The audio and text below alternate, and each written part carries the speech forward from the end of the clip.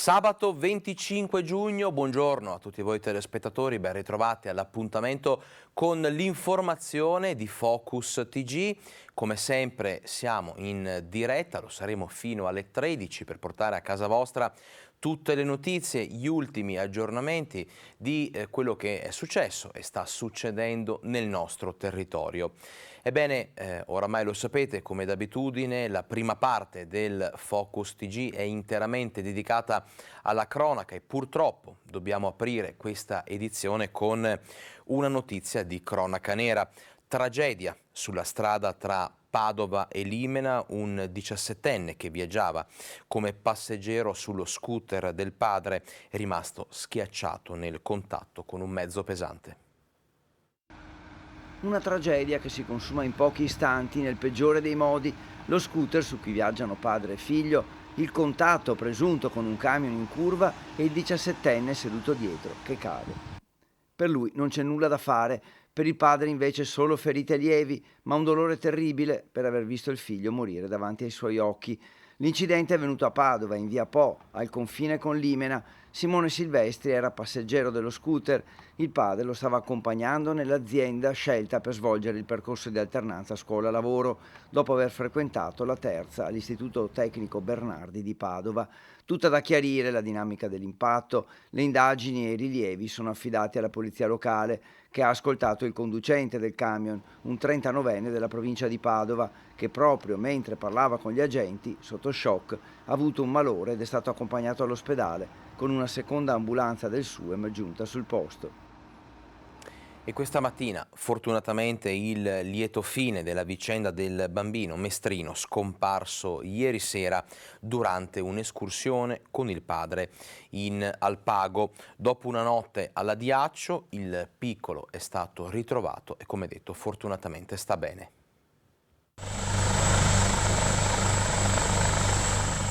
Lo hanno stretto in un lunghissimo abbraccio che ha sciolto ore di tensione e angoscia. Così i genitori hanno accolto il piccolo Francesco, il bambino di 9 anni di Mestre, che ieri durante un'escursione con il padre sul Colle Indes in Alpago, nel comune di Tambre, si era allontanato. Il papà intorno alle 19, dopo averlo cercato, aveva dato l'allarme non vedendo più il bambino. Erano immediatamente scattate le ricerche che hanno impegnato per tutta la notte oltre 100 persone tra soccorso alpino e speleologico dei Vigili del Fuoco, soccorso alpino della Guardia di Finanza con unità cinofile e droni in un'area molto vasta compresa tra Colli Indes, Pian Grant, Pian delle Lastre. Questa mattina, intorno alle 9, il lieto fine di una vicenda che ha tenuto tutti per ore con il fiato sospeso. Un escursionista lungo la strada in località Filon del Vivaio ha incrociato Francesco, lo ha fermato e ha segnalato la presenza dell'elicottero dei Vigili del Fuoco che stava sorvolando la zona.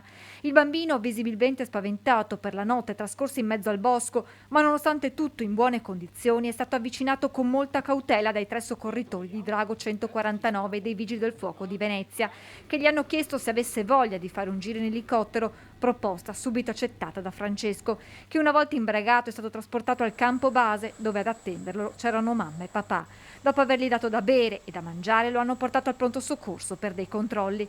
Una volta che si sarà ripreso, Francesco potrà spiegare dove abbia trascorso la notte e come si sia protetto fino al ritrovamento di questa mattina e alla fine di un lungo incubo. Torniamo adesso a parlare della tragedia di Santa Maria del Rovere con la morte di una suora travolta dall'armadio. Era una donna di grande fede, portava con sé la sofferenza delle sue ragazze. Queste le parole di Don Adelino. Questo fatto di cronaca è un fatto che fa emergere a tutti la bellezza di questa donna. Lei era la prima che veniva in chiesa tutte le domeniche. Io sono convinta che lei ogni domenica portasse il peso delle sofferenze dei ragazzi e lo presentasse al Signore. Era una donna piccola ma grande nel cuore e nella fede. È un ritratto preciso quello che Don Adelino, parroco di Santa Maria del Rovere, al telefono con Suor Noemi, fa di Giulietta Cambus, conosciuta da tutti come Suor Eligia, la religiosa 87enne morta mercoledì sera schiacciata dall'armadio della sua camera da letto nella struttura di Villa Regina Mundi, comunità che accoglie le ragazze madri con problemi di dipendenze. L'incidente verso le 19, Suor Eligia non è riuscita nemmeno a gridare aiuto quando le ante dell'armadio l'hanno colpita all'improvviso, facendole sbattere la testa contro la sedia della stanza, una dinamica fatale a lanciare l'allarme alcune consorelle della congregazione Pie Suore della Redenzione, sul posto i sanitari del SUEM 118 che hanno constatato il decesso e gli uomini della questura con la procura che ha disposto l'autopsia per fare piena luce sull'incidente. In attesa dei funerali resta il ricordo di Don Adelino, ma soprattutto la consapevolezza della grande opera portata avanti da Villa Regina Mundi, di cui Suor Eligia era un simbolo. È una comunità che ci racconta di come oggi si possa essere dei buoni samaritani verso quei giovani a cui nessuno bada e che gridano il loro disagio per le strade. La comunità di queste suore è una comunità che accoglie, cura e che cerca di introdurre queste ragazze su vie di guarigione. Un artigiano trevigiano si è tolto la vita e forse dietro questo gesto si nascondono tante difficoltà legate alla situazione attuale, legate al momento di crisi. Paese sotto shock per la morte di un artigiano 56enne che si è tolto la vita nella sua azienda. A scoprire giovedì sera il corpo dell'uomo, il fratello. Immediata la chiamata al SUEM, ma i sanitari non hanno potuto fare altro che constatarne il decesso. Sul luogo anche i carabinieri di Montebelluna che stanno indagando sulla tragedia per capire cosa possa aver spinto l'imprenditore a compiere il gesto estremo. Il 56enne non avrebbe lasciato alcun biglietto per spiegare la sua decisione. Si indaga a 360 gradi. Dalle prime ipotesi, però, dietro alla drammatica scelta potrebbero esserci motivi economici legati alla situazione critica in cui si sarebbe trovata l'attività ormai da qualche anno. Ci spostiamo adesso a Campo San Piero, dove un camion che trasportava rifiuti si è ribaltato lungo la nuova statale del Santo. Spettacolare incidente lungo la strada regionale 308, la nuova statale del Santo. La polizia stradale è intervenuta all'altezza dell'uscita verso Campo San Piero per un autocarro che dopo aver urtato il guardrail si è ribaltato e messo di traverso. Nessun altro mezzo è stato coinvolto e feriti, ma in modo non grave, i due occupanti. La ricostruzione dell'accaduto e la dinamica dell'incidente è stata affidata ai rilievi della polizia stradale. Notevoli disagi per il traffico, che è tornato regolare dopo circa 2 ore. E adesso ci spostiamo a Jesolo per un episodio di violenza. 2 camerieri sono stati aggrediti da 3 persone di origine nordafricana solo per aver detto che con i costumi bagnati non ci si poteva accomodare alle poltrone del ristorante. Attimi di tensione ieri pomeriggio in un ristorante pizzeria di Jesolo poco dopo le 15. Si sono presentati in 3 qui all'ingresso della pizzeria in via Baffile. A quel punto è arrivato un cameriere per chiedere di che cosa avessero bisogno. Hanno chiesto un tavolo, ma erano a petto nudo con i costumi fradici. Quindi il cameriere gli ha semplicemente detto che si sarebbero dovuti sedere sulle sedie normali e non sulle poltrone. Da lì si è scatenato l'inferno. Uno di loro, tutti di origine nordafricana e sui 30 anni, ha sferrato un pugno in pieno volto al responsabile di sala. Poi sono fuggiti verso la spiaggia imboccando l'accesso al mare, inseguiti da alcuni camerieri. Qui c'è stata una seconda colluttazione. Ad avere la peggio un altro cameriere, ferito al braccio con un coltellino che uno degli aggressori aveva nascosto nella tasca. 25 punti di sutura. Poi la fuga. Mentre i titolari del locale accompagnavano i 2 dipendenti all'ospedale, sul posto sono giunti carabinieri e polizia. Sembra che 2 degli aggressori siano stati identificati, ma le indagini dei militari dell'Arma continuano a tutto campo, anche con l'aiuto delle poche immagini a disposizione delle telecamere di videosorveglianza. Un episodio di violenza che, anche se di diversa natura, arriva dopo quelli dei giorni scorsi. Il più grave è quello nel condominio di Via Nautili, con l'aggressione di 3 giovani accoltellati. Poi la rapina di un giovane turista tedesco, la rapina di un monopattino a un bengalese, il tentato furto da un magrebino a un gruppo di giovani che hanno reagito bloccandolo, permettendone l'arresto.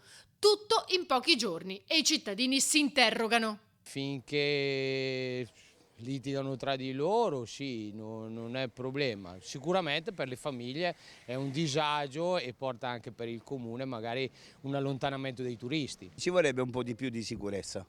Anche io dove sono io sono in una sala giochi e dunque ce ne sono parecchi che arrivano ubriachi o con molto maleducazione. Avete anche coraggio di fare discussione con una persona, anche con modi e modi di dire guarda che ci sono altre persone, ma purtroppo poi sei costretto a chiamare la legge, ma allora sì, te li mettono fuori, però casomai il giorno dopo ti ritrovi di nuovo là che ti danno di nuovo fastidio. E il problema è non so come fare.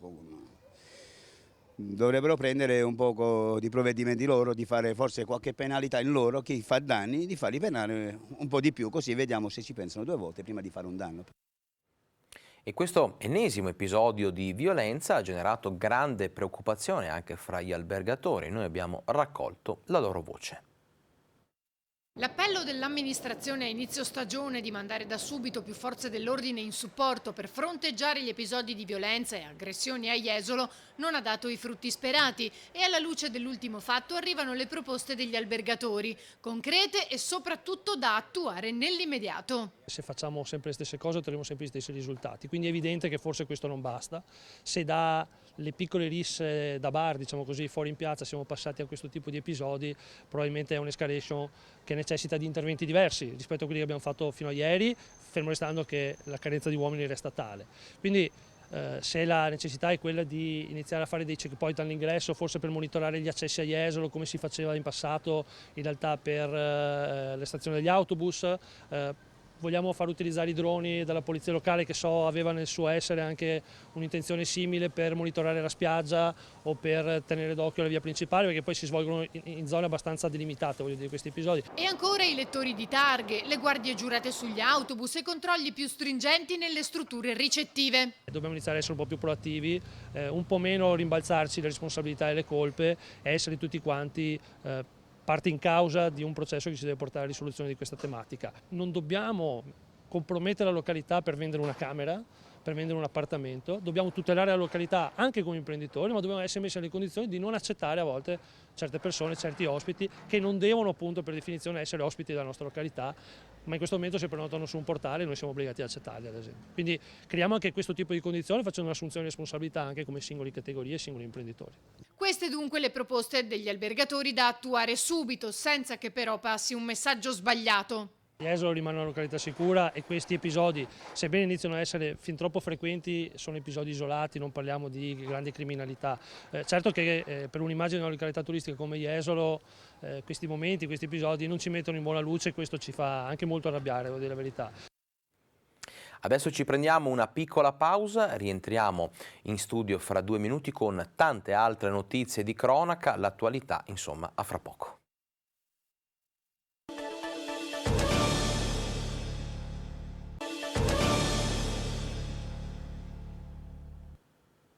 (12:15), ben ritrovati a Focus TG, siamo in diretta, lo ricordo come ogni sabato saremo in diretta fino alle 13. Ebbene, continuiamo con la cronaca, abbiamo già toccato diversi argomenti, diverse province del nostro Veneto. Adesso ci spostiamo a Vicenza perché per contrastare le infiltrazioni della criminalità economica organizzata nel territorio vicentino, la Guardia di Finanza appunto di Vicenza nell'ultimo anno ha messo in piedi, pensate, 529 indagini. Lotta alla criminalità organizzata e al riciclaggio. La Guardia di Finanza di Vicenza, nel celebrare il 248° anniversario della fondazione del Corpo, traccia il bilancio delle attività di un anno in provincia, dove l'applicazione della normativa antimafia ha portato all'accertamento patrimoniale di oltre 50 soggetti e l'esecuzione di quasi 1000 accertamenti a seguito delle verifiche funzionali richieste dai prefetti per il rilascio della certificazione antimafia. Inoltre sono quasi 6 milioni di euro il valore dei beni confiscati alla criminalità organizzata nell'ultimo periodo. Noi abbiamo concentrato le attività soprattutto nei confronti di quelle posizioni che sono più gravi, evidenziano elementi di maggiore gravità e di rischio. Penso soprattutto a quelle imprese per chiudi, penso alle aziende spesso riconducibili a etnie diverse da quella domestica che aprono partite IVA per pochi mesi, per pochissimi anni e poi spariscono senza versare tasse. Penso a quelli che assumono lavoratori in nero, penso a quelli che compiono gravi atti di violazioni economico-finanziarie. Attraverso di loro si sta mettendo sotto la lente di ingrandimento ogni tentativo da parte del crimine organizzato di infiltrarsi nel tessuto economico sano, e questo è un elemento fondamentale, perché una volta che comunque si introduce in maniera forte poi rischia di essere un morbo che ammalora tutto quanto l'intero sistema economico, e quindi penso che questo sia l'elemento più importante da tenere in considerazione. Altro fronte caldo di attività nell'ultimo anno è il controllo sulle truffe per il Covid, dove sono stati denunciati 40 soggetti che hanno percepito 1.300.000 euro di aiuti statali senza averne diritto e bloccando l'erogazione di altri 450.000 euro. Denunciati 14 soggetti per frode in commercio, contestate 62 sanzioni amministrative e sottoposte a sequestro 120.000 mascherine e dispositivi di protezione individuale. E a proposito di Guardia di Finanza, ieri si è celebrato il 248esimo anniversario della fondazione del Corpo della Guardia di Finanza a Belluno. 248 anni di storia, una ricorrenza che per la Guardia di Finanza è stata occasione per tracciare il bilancio dell'attività svolta dalle Fiamme Gialle bellunesi sul territorio. Siamo un corpo di polizia in continua evoluzione, che siamo partiti da lontano, che siamo arrivati ai giorni nostri. Siamo riusciti ad adeguarci all'ambiente esterno, abbiamo adeguato i nostri strumenti, abbiamo adeguato le nostre risorse e siamo pronti per le sfide che ci aspettano, perché come ho detto anch'io prima bisogna essere orgogliosi del nostro passato, ma dobbiamo guardare al futuro e la Guardia di Finanza è pronta a guardare al futuro. Tra i dati principali ricordiamo come nel contrasto all'evasione si siano eseguiti 211 interventi ispettivi e 64 indagini delegate dalla magistratura, con l'individuazione di 8 evasori totali e la denuncia all'autorità giudiziaria di 6 persone per reati fiscali, con il sequestro di disponibilità finanziarie e beni immobili per un valore complessivo di 150.000 euro. Scoperti poi 9 casi di evasione fiscale internazionale e individuati 39 lavoratori in nero o irregolari con la responsabilità di 3 datori di lavoro. 119 controlli effettuati in materia di erogazione di prestazioni sociali agevolate che hanno permesso il recupero di importi indebitamente percepiti per 56.000 euro, mentre i controlli sul reddito di cittadinanza, svolti in collaborazione con l'INPS, hanno fatto scoprire illeciti per oltre 223.000 euro, con la denuncia di 34 persone. Inoltre sono stati accertati danni erariali per 876.000 euro, che hanno portato alla segnalazione all'autorità giudiziaria competente di 10 soggetti. Questi alcuni dei numeri, ma poi c'è il sentimento per chi ha operato salvando una vita. L'intervento che hanno fatto i militari della stazione SAGF di Cortina dice proprio questo. Tra l'altro ragazzi giovani, quindi non ragazzi con tanta esperienza, che però quando hanno visto questo cittadino inerme che era sceso dalla seggiovia in preda a un infarto non ci hanno pensato un secondo, sono intervenuti, hanno utilizzato anche il defibrillatore, quindi anche la sapienza dell'utilizzo di strumenti hanno consentito veramente di salvare una vita umana.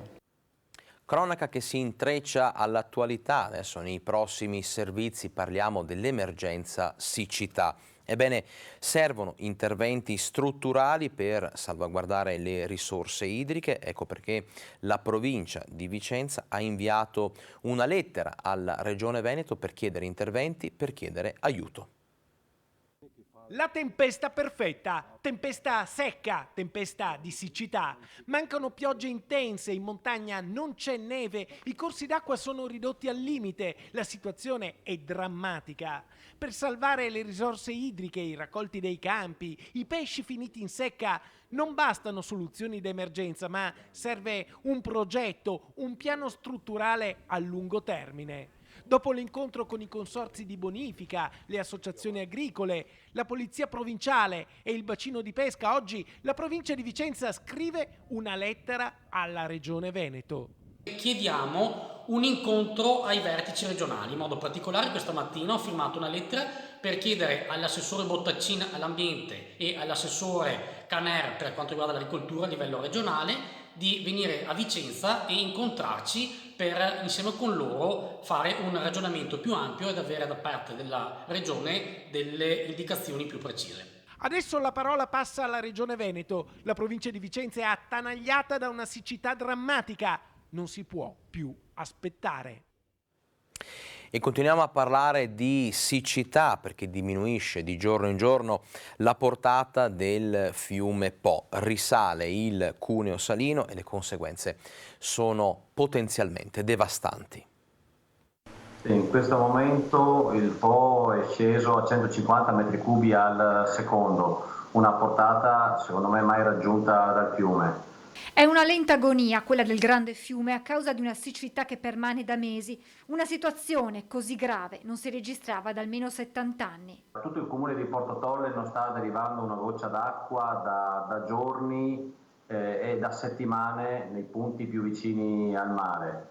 Il cuneo salino è risalito di quasi 30 km, vista la portata di stamattina, e man mano stiamo chiudendo le derivazioni una dietro l'altra.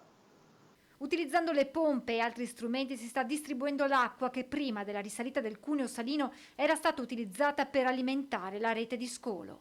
Comunque l'acqua salata del fiume sta filtrando attraverso gli argini, quindi questa filtrazione attraverso gli argini va ad insalare la falda che va ad insalare i canali, quindi giorno per giorno vediamo che la situazione peggiora perché mi si sta insalando anche l'acqua che avevo invasato in tutta la rete di bonifica.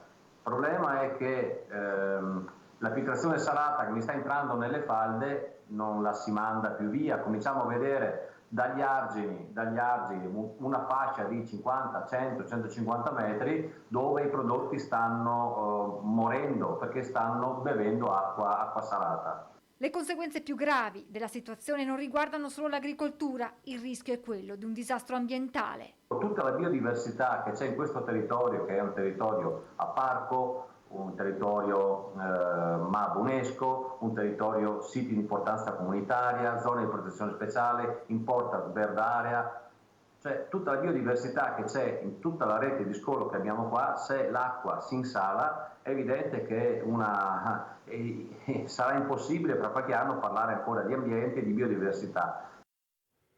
E mentre continuano gli incontri, i confronti fra le autorità proprio per cercare di trovare le soluzioni migliori a questa emergenza, si inizia già a fare la prima conta dei danni. Sentiamo e guardiamo nel prossimo servizio come stanno andando le cose nella Marca trevigiana.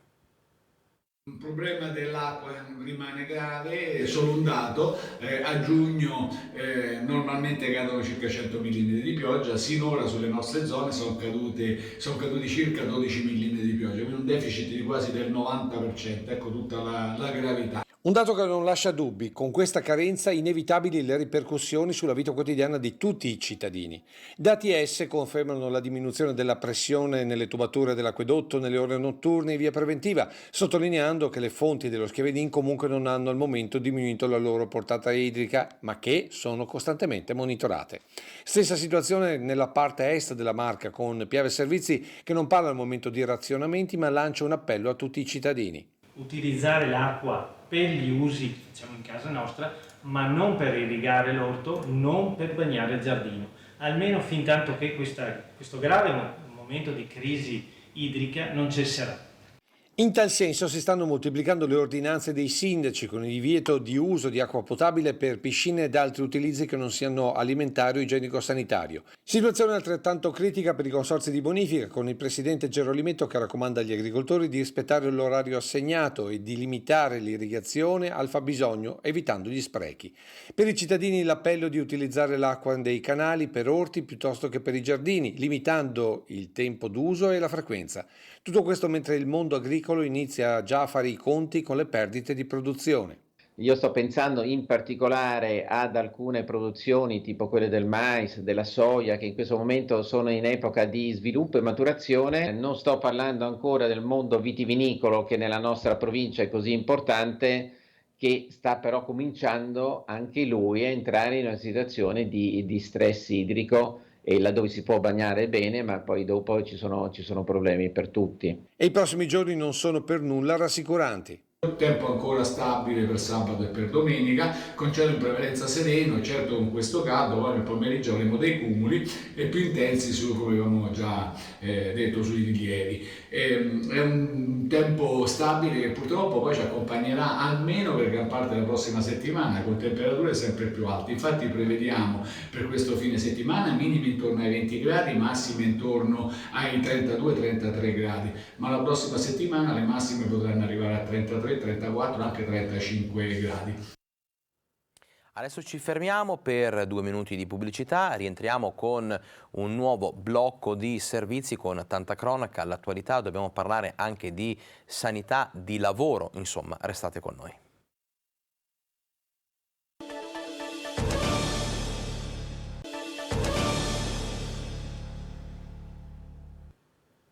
Ben ritrovati a Focus TG, sono le 12:30 in punto, questo vuol dire che siamo a metà del nostro viaggio giornaliero nel mondo dell'informazione, dell'attualità, insomma nel mondo delle notizie che riguardano il nostro territorio, che riguardano le province del Veneto. Ebbene, dopo aver fatto il punto anche sull'emergenza siccità, adesso parliamo di un altro tipo di difficoltà economiche che stanno interessando le amministrazioni comunali, le aziende, i commercianti e le famiglie.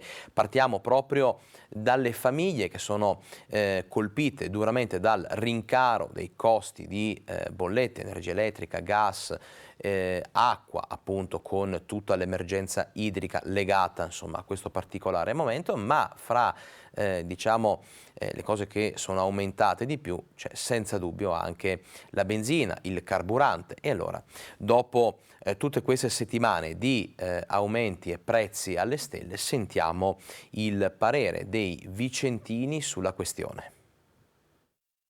Non è cambiato niente, siamo peggiorati prima rispetto a 2 mesi fa. Se le accise hanno tolto 30 centesimi adesso sarebbe 2,40. Se non tolgono l'IVA c'è poco da fare, anche se confermano quello che hanno detto fino al 30 settembre non cambia niente. E vedrai che agosto aumenterà di più perché siamo direttamente in ferie, ancora più benzina, ancora più diesel, ancora più aumenti. Sì, è un dramma generale qua fra benzina, gasolio, gas, acqua, luce. Non lo so come faremo. Non capisco, io sto sempre aspettando ma vedo sempre che aumenta il gasolio, non so, cioè un pieno mi costa più di 20 euro in più. Dobbiamo considerare che la benzina dobbiamo sommare quei 30 centesimi di sconto, per cui dal 1° luglio sarà da ridere. Rimane solo sperare che non aumenta ancora, non si capisce niente, non lo so, cerco di seguire, di capire, ma non si capisce. Guardi, io uso lo scooter per risparmiare, ma se vede lei con 20 euro non ho fatto neanche un pieno di benzina. Di solito questo qua tiene pieno, ci vogliono 25 euro, una volta con 15-16 euro mi arrangiavo. Vuol dire che adesso faccio quasi un pieno al mese in più. Se poi per 10 mesi sono quasi 250 euro in più all'anno.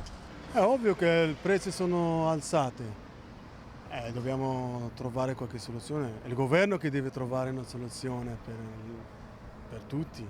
Non si può venire fuori da soli, è una roba troppo grossa questa.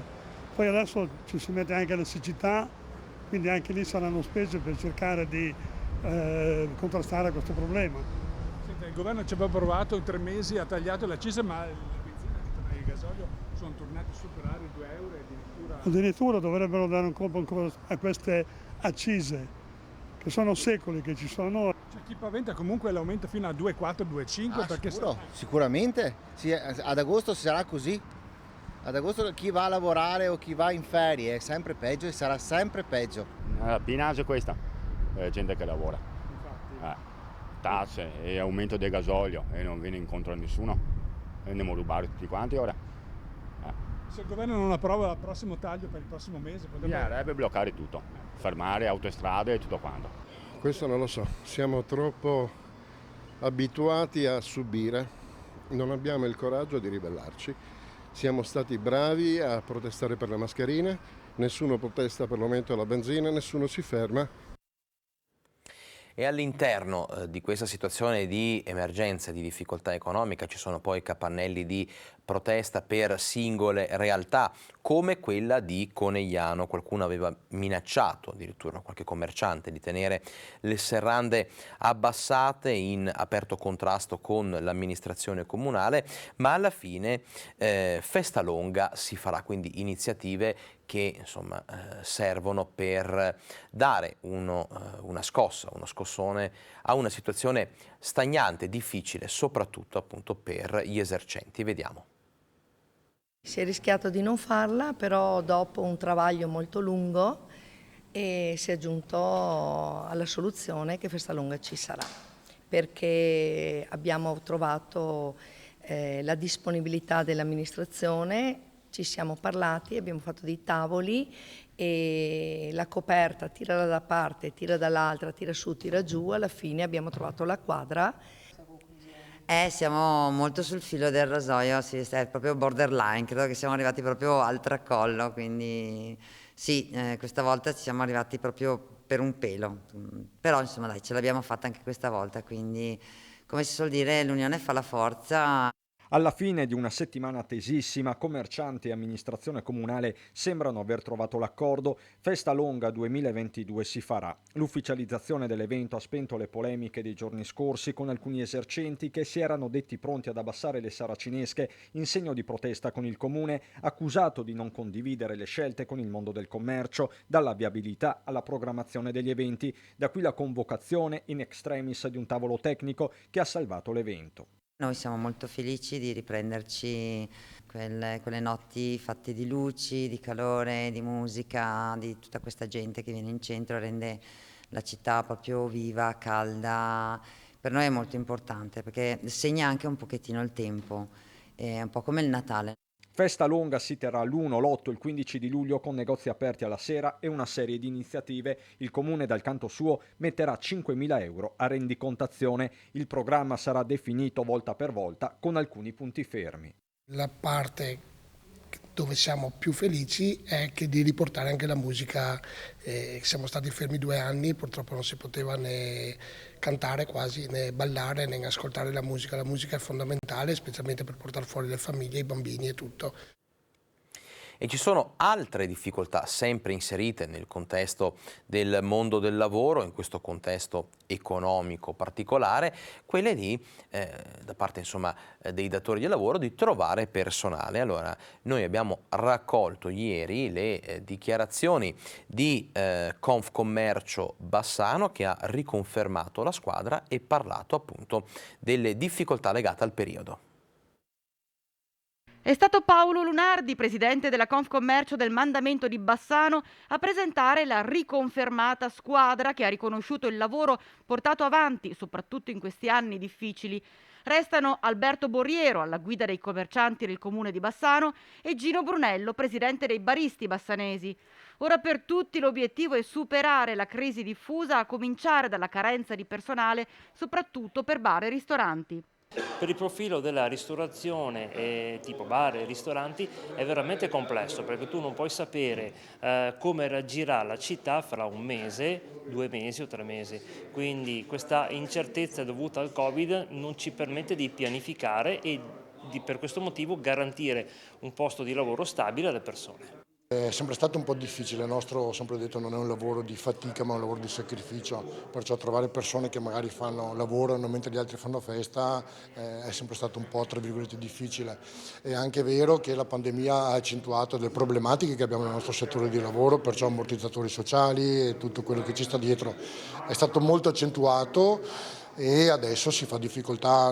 Cambiati i tempi in tutti i sensi, gli studenti, preziosa risorsa per la stagione estiva, oggi non sono più così scontati e il presidente dei baristi bassanesi decide di prenderla con ironia. Magari a 20 anni adesso lo rifarei anch'io, non andrei più a lavorare, è un po' diverso, ma sicuramente dai, siamo fiduciosi e speriamo che qualcuno abbia voglia di mettersi via qualche soldino per farsi le vacanze. E adesso cambiamo decisamente argomento. Dal 30 giugno al 9 di ottobre i pellegrini ripercorreranno la strada fatta da Sant'Antonio, dalla Sicilia fino a Padova, portando con sé anche una reliquia del santo. Il pellegrinaggio credo che riservi tanto tempo al non fare nulla se non a camminare, quindi è anche un tempo per riflettere, per rientrare in se stessi, per riscoprire quelle che sono le cose più importanti della vita. 1800 chilometri, tutti rigorosamente a piedi, in poco più di 3 mesi. È il progetto Antonio 2022. 800 anni fa il giovane Antonio naufragò a Capo Milazzo, da lì poi arrivò a piedi a Padova e così dal 30 giugno al 9 ottobre i pellegrini ripercorranno quel tragitto a tappe con una sorta di staffetta, portando con sé una reliquia del santo in uno speciale zaino. Una reliquia che verrà poi affidata di volta in volta alle 92 comunità cristiane incontrate durante il tragitto e chiunque potrà affiancare i pellegrini per qualche chilometro o qualche tappa. Oggi la partenza della squadra per Capo Milazzo con un mezzo che servirà poi di appoggio per la risalita del paese dalla Sicilia. Cammino non di persone singole, ma che desiderano appunto condividere del tempo, delle riflessioni, della preghiera. Se poi guardiamo l'esperienza di Sant'Antonio, anche di San Francesco, ecco, vediamo che il loro camminare è finalizzato anche all'incontro di tante persone alle quali annunciavano il Vangelo. Prima della partenza da Padova i pellegrini hanno ricevuto la benedizione e fatto visita alla tomba del santo per ricevere forza e aiuto.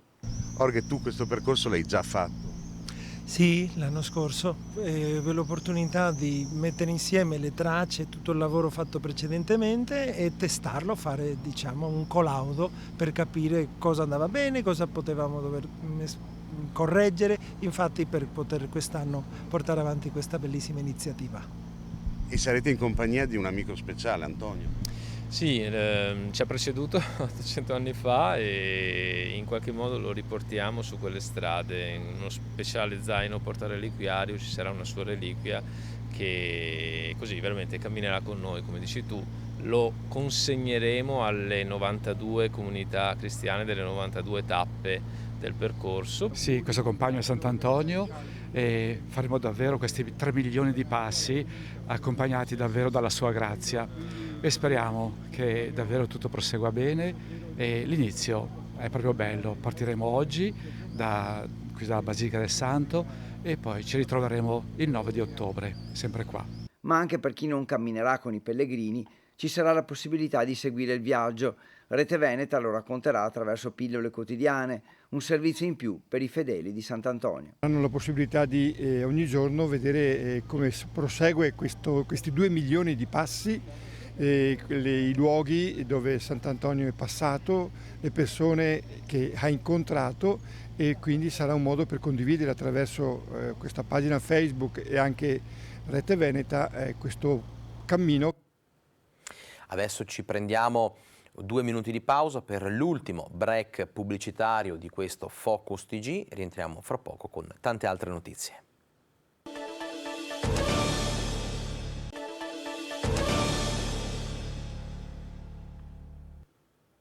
Ben ritrovati a Focus TG, continuiamo con le notizie dal territorio, ci spostiamo a Bassano per tornare a parlare dell'area di San Lazzaro. Ebbene, i cittadini e residenti, dopo insomma quanto emerso in commissione urbanistica, si dicono ancora preoccupati perché vogliono salvaguardare una delle ultime campagne del Bassanese. Sentiamo.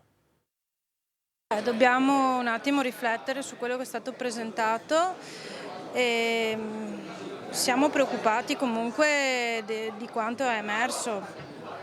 Assolutamente l'amministrazione dovrà fare le sue valutazioni, però noi siamo del parere che l'intera area deve essere preservata assolutamente. Molto cauti i residenti di San Lazzaro di Bassano dopo le dichiarazioni dell'assessore Viero in commissione in merito al progetto di trasformazione di un'enorme area agricola in una colata di cemento.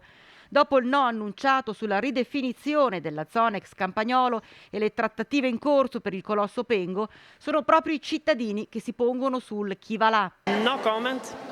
Non ci sono commenti da fare? No, bisogna pensarci. Resta ancora questo nodo, abbiamo visto, dell'area possibile Pengo. Speriamo che risolvano anche quello, lasciando i campi, perché di quelli stiamo parlando. Avete bisogno? Sicuramente la città ha bisogno di campi. La campagna deve restare campagna, non si deve trasformare in nuovi capannoni, ne è convinta la gente, ne è convinto anche il consigliere di opposizione Riccardo Poletto, che lancia una proposta che andrebbe davvero a tutelare il sito per sempre. Noi riteniamo che anche lì la comunità bassanese e l'amministrazione che in qualche maniera la rappresenta debba rimanere ferma nel dire vincoliamo ulteriormente quella zona, perché è una delle poche ultime tracce di terreno agricolo a Bassano. E solleva dubbi la discussione in atto tra Pengo e amministrazione, in cui il privato andrebbe a riqualificare l'area industriale di Via Trozzetti in zona residenziale. Che si debba ridimensionare quell'edificio va benissimo, ma non possiamo fare un beneficio alla città in un quartiere facendo un danno forse anche peggiore in un altro quartiere, perché altrimenti alla fine a conti fatti la bilancia segnerebbe appunto un segno negativo. Noi non siamo contrari allo sviluppo dell'economia locale, ci mancherebbe altro. Riteniamo che gli interessi privati, che siano di tipo residenziale, produttivo, direzionale, commerciale, debbano sposarsi in una pianificazione della città che tenga conto di tutto, anche di un interesse generale. Un grande, importante interesse generale è preservare i suoli agricoli. E ascoltiamo in merito le dichiarazioni dell'assessore Andrea Viero, assessore all'ambiente e all'urbanistica di Bassano. Il maxi intervento di San Lazzaro piomba in commissione urbanistica alla presenza di cittadini e residenti delle aree interessate e inizia a delinearsi un percorso impostato su due tracce ben distinte. Sul versante dell'area ex Campagnolo pare che si stia andando verso un deciso no da parte dell'amministrazione ai progetti proposti dai privati, mentre sull'area Pengo l'iter è un po' più complicato. Diciamo che la grande area è divisa a metà dalla Roggia Rosà e le partite potrebbero essere distinte in due partite differenti. La prima, quella posta più a ovest, dove sono emersi i più grandi dubbi della parte della maggioranza. La partita invece, quella ad est, riguarda la proprietà Pengo che vorrebbe investire su quell'area e in questo caso qui ci sono ancora delle riserve, ma abbiamo aperto un fronte più ampio che riguarda anche gli stabilimenti di Via Trozzetti. Il Comune è infatti propenso a trattare con la proprietà se sul piatto finirà un progetto di rigenerazione urbana negli ex stabilimenti di Via Trozzetti. Ecco dunque la posizione dell'amministrazione sulle due distinte aree della campagna di San Lazzaro coinvolta in questo epocale cambiamento. Sull'area ovest le perplessità sono molto elevate, per cui la maggioranza è orientata proprio verso il no. Sulla parte quella a destra è aperto un tavolo molto sereno, molto tranquillo con la proprietà per capire se c'è la possibilità di rigenerare in maniera importante l'area di Via Trozzetti, ma anche ovviamente trovare quelle opere compensative che San Lazzaro merita. Qual è il prossimo passo? Il prossimo passo è il dialogo ovviamente con la proprietà per quanto riguarda Pengo, gli step successivi invece per le altre istanze è quella della conferenza dei servizi. La conferenza dei servizi verrà convocata nei prossimi giorni, probabilmente già entro lunedì, ma se ne riparlerà a settembre, quindi c'è tutto il tempo per impostare un percorso. Cambiamo argomento, continuano le polemiche sulla mancata copertura telefonica del Monte Grappa. Non possiamo lasciarla scoperta, perché quello che è successo a noi può succedere a un normale camminatore della montagna. È visibilmente irritato il presidente del Confartigianato di Asolo e Montebelluna. Irritato ma anche sconfortato per la storia infinita di antenne e telefonie sul Grappa. Progetti, investimenti e cantieri per delle coperture ancora oggi inesistenti che, sottolinea Bosa, mettono in pericolo chi frequenta le cime e le zone limitrofe. Il ricordo va allo scorso anno, quando nel corso di una manifestazione una persona si è sentita male. Una persona che non era un concorrente, che seguiva però il cognato, un amico della gara, ha avuto un problema cardiaco ed si è accasciato al suolo e non si è più ripreso. E noi abbiamo avuto grosse difficoltà proprio per le comunicazioni a dialogare tra il nostro atterraggio, l'arrivo, in decollo avevamo l'ambulanza di servizio, ma loro non capivano cosa stava succedendo. E quindi è arrivata prima l'ambulanza del 118 che la nostra ambulanza che avevamo di servizio.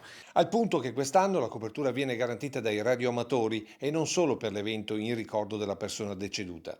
Facciamo un investimento importante in sicurezza e per far questo abbiamo contattato l'associazione Radioamatori Italiani, l'ARI, che verranno con noi, con 10 persone, e faranno i ponti radio per coprire i buchi che ci sono nel territorio per evitare che ci siano problemi. La stessa cosa stanno facendo altri lo stesso giorno, che sono i ragazzi che organizzano la Montegrappa Bike Day, faranno una gara di gravel e anche loro avranno l'ARI con 10 persone.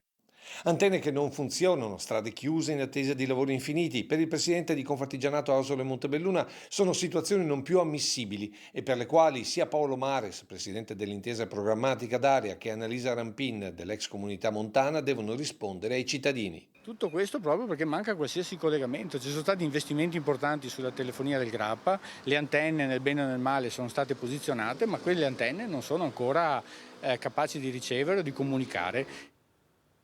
Cambiamo argomento, parliamo di sanità, parliamo di ULSS 7. Bene, per 130 giorni abbiamo posto le nostre famose 3 domande sull'opportunità di mantenere il direttore generale Carlo Bramezza alla guida dell'ULSS 7 Pedemontana, domande che abbiamo posto direttamente a lui, ai vertici della politica locale e regionale e domande che abbiamo posto anche e condiviso con voi cittadini. Ebbene, dopo 130 giorni nessuno ha risposto e questo ci porta a un'altra importantissima domanda che riassume tutto in un dubbio che condividiamo con voi. Chi tace eventualmente lo fa perché acconsente. Sentiamo.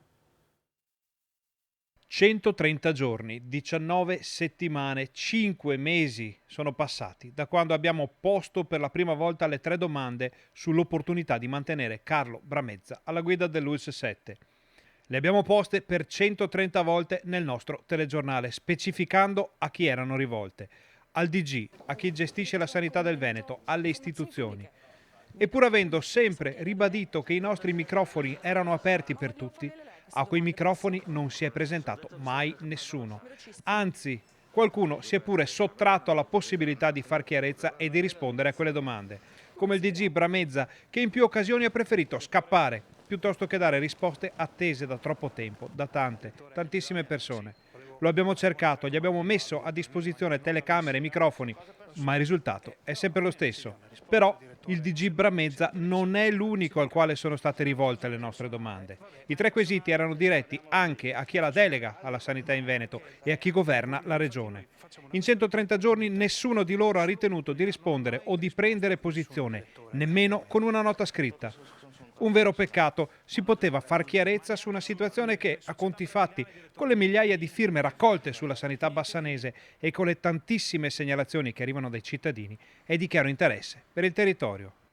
Giusto per rinfrescare la memoria a tutti, le 3 domande vertevano sull'opportunità che Bramezza rimanga alla guida dell'ULSS 7, nonostante la definitiva incapacità di adempiere alle proprie obbligazioni per quasi 11 milioni di euro, nonostante si sia fatto garante di operazioni immobiliari private per questa cifra, pur avendo ricoperto da 21 anni posti di lavoro pubblici e nonostante quegli 11 milioni per una persona che percepisce uno stipendio annuo di circa 90.000 euro possano essere rimborsati da Bramezza solo lavorando centinaia di anni. A questo punto, e dopo averle ripetute per 130 volte, è ormai chiaro a tutti: nessuno vuole rispondere. Lecito, per carità, ma questa posizione apre le porte a un'ulteriore decisiva domanda che manda in archivio le altre e riassume tutto quello che è successo negli ultimi mesi all'ULSS 7. Una domanda alla quale ognuno può dare la risposta che ritiene. Chiediamo quindi: chi tace? Acconsente? Domanda che chiaramente rivolgiamo e condividiamo con tutti i cittadini, con tutti i nostri telespettatori. Adesso voltiamo pagina. Nel corso del nostro Focus TG oggi abbiamo mostrato le immagini del 248esimo anniversario della Guardia di Finanza Belluno. Ebbene, nel corso della cerimonia sono state consegnate delle benemerenze per il lavoro svolto e tra i premiati c'è anche un finanziere molto speciale. Consentivano di denunciare all'autorità giudiziaria 72 responsabili, di cui 13 in stato di arresto, e di segnalare alle competenti prefetture 728 soggetti consumatori. Provincia di Treviso, 2018-2022. È un finanziere davvero speciale. Escor, pastore tedesco di 6 anni, guarda sempre con attenzione ciò che gli capita attorno e non gli sfugge nulla in tema di stupefacenti. Quando segnala o si mette seduto oppure quando c'è tipo in un ambiente in cui c'è tanto passaggio come un aeroporto, come una stazione, segue la persona e si siede davanti. Questo mi fa capire insomma che è meglio controllare, c'è qualcosa di strano. Loro fanno coppia fissa per quello che si potrebbe definire un vero colpo di fulmine. Noi abbiamo il centro allevamento e addestramento a Castiglione del Lago, Perugia, e lì si addestrano, vengono scelti secondo alcune peculiarità, la disponibilità al gioco, il fatto di poter stare in mezzo alle persone, perché il nostro soprattutto lavora a contatto con le persone. Appunto ero andato al centro addestramento e vuoi il caso che c'era proprio una cucciolata, la sua cucciolata, e in quel momento che stava facendo la passeggiata con l'allevatore mi fermai, la carezzai eccetera, e poi l'allevatore si ricordò di questo quando andai a fare l'addestramento, ha detto guarda che quando era piccolo l'hai avuto in braccio, quindi questo è stato un episodio memorabile. E invece in servizio qualche situazione particolare?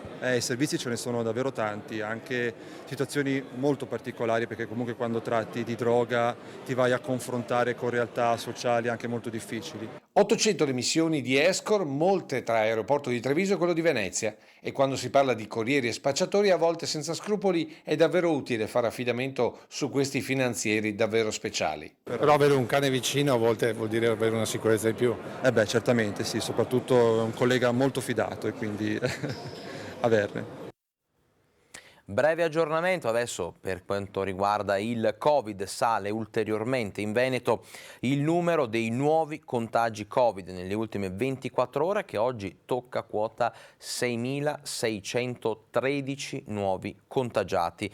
Salgono di 3 unità anche le vittime, questo è quello che riferisce il bollettino della regione. Resta elevato quindi il trend di crescita dei nuovi positivi, leggiamo insieme dall'ANSA, rispetto ai dati delle scorse settimane. Il totale delle infezioni dall'inizio della pandemia in Veneto sale a oltre 1.800.000, quello dei decessi sfiora i 15.000, prosegue invece l'aumento degli attuali positivi che ora in Veneto sono oltre 56.000. Peggiora il numero delle ospedalizzazioni, i ricoverati in area medica salgono a 549 più 16, quelli in terapia intensiva a 26 più 4. In chiusura, una rapida informazione, parliamo del rush finale dei ballottaggi per quello che riguarda le elezioni amministrative. Elezioni ultimo atto. Si vota domani dalle 7 alle 23 a Verona, Jesolo, Feltre e Thiene e Media Nord-Est con Antena 3 seguirà in diretta gli attesissimi risultati con una puntata speciale di Ring e poi con il Focus, una maratona da non perdere con collegamenti in diretta, ospiti in studio per commentare il verdetto delle urne. È davvero tutto per questa edizione di Focus TG, non mi resta che darvi appuntamento a domani e poi agli appuntamenti serali della nostra informazione. Grazie.